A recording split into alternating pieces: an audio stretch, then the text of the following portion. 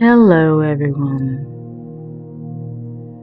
Long ago, I heard the story of the Buddha, and his central teaching etched itself in my mind. Desire is the root cause of all suffering. And I believed this for a long, long time. I've said it so many times.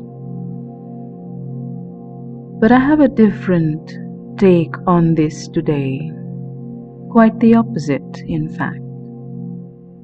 On the spiritual pathway, many of us sooner or later learn one tough lesson, that expectations lead to disappointments. We want to avoid disappointments, so we eventually want to stop wanting things.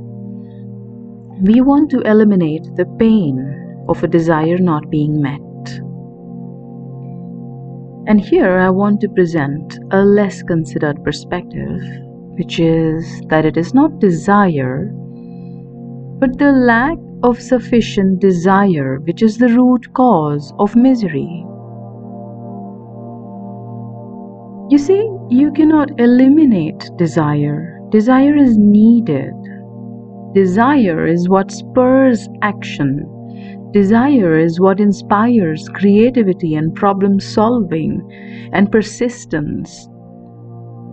Desire is what breaks inertia and propels us into a whole new level of existence.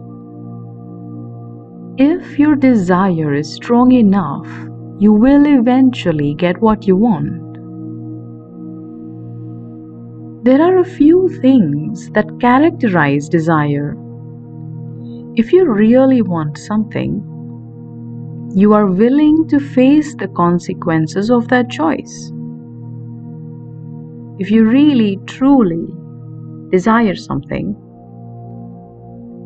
you are willing to give it everything you've got. You don't mind how long it takes, how much work it takes. Actually, having a powerful desire removes giving up as an option, and success might take time, but it is usually guaranteed. If you refuse to give up, if you learn from your every mistake, sooner or later you'll get there. The critical question, though, is your desire real or is it an excuse? What do we mean by an excuse? Your desire for junk foods is not a desire. It is an excuse. You desire a double cheeseburger, but not enough to be able to love the cholesterol, the diseases, and the extra tires it brings to your waist. It is not desire, it is an excuse, because you do desire health, but that desire is not strong enough to eliminate your fascination for healthy foods, and you are stuck with excuses when presented with them. When you overwork and ignore your family, it is not desire for promotions and raises, because you do desire harmony and love and that feeling of wholeness with your family, but you don't desire it strong enough to actually take action and make that difficult choice to take a potential pay cut and prioritize family time and stronger relationships. When you spend money that you don't have through credit cards and loans, it is not your desire for things, but your lack of a strong enough desire for real financial freedom and abundance. And because this desire is too weak, you cannot take the difficult decision of living within your means. When you chase after material success and ecstatic experiences, it is because you don't desire joy enough to be able to find its permanent source within yourself. You are satisfied with far less, settling merely for external situations that give you momentary pleasures. When you're stuck pining after a lost love, your desire for love isn't strong enough for you to seek its permanent source within yourself.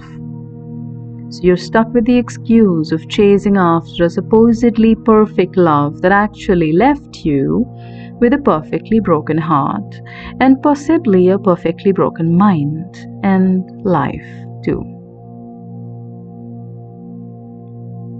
When you blame others in relationship issues, your desire to heal the relationship isn't strong enough for you to face the realities of your own mistakes. When you overblame yourself, your love isn't strong enough to see the mistakes of the other person and love them anyway. Your desire for truth in either case isn't strong enough.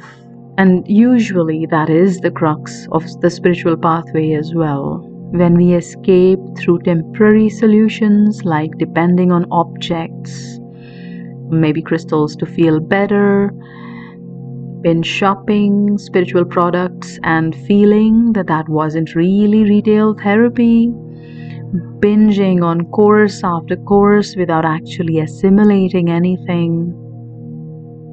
When we do all of this, we don't desire spiritual growth enough to actually go through its boring, painful, and disappointing phases.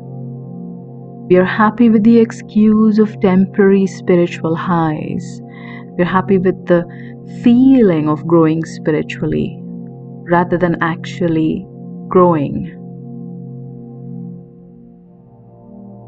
When you skip your daily practice, it is because your desire for health, mental acuity, emotional balance, and more loving relationships isn't strong enough to motivate you to put in a half hour of Reiki every day.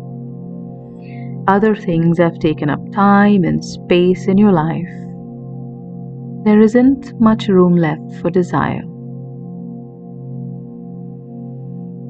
So I'd like you to stop for a moment here and ask you, how strong is your desire?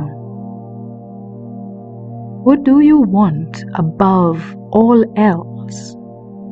What do you want so badly that you're willing to give up everything else in its pursuit? Let this question simmer in your awareness all day. That's all I have for you right now. I'll see you very soon. Bye-bye.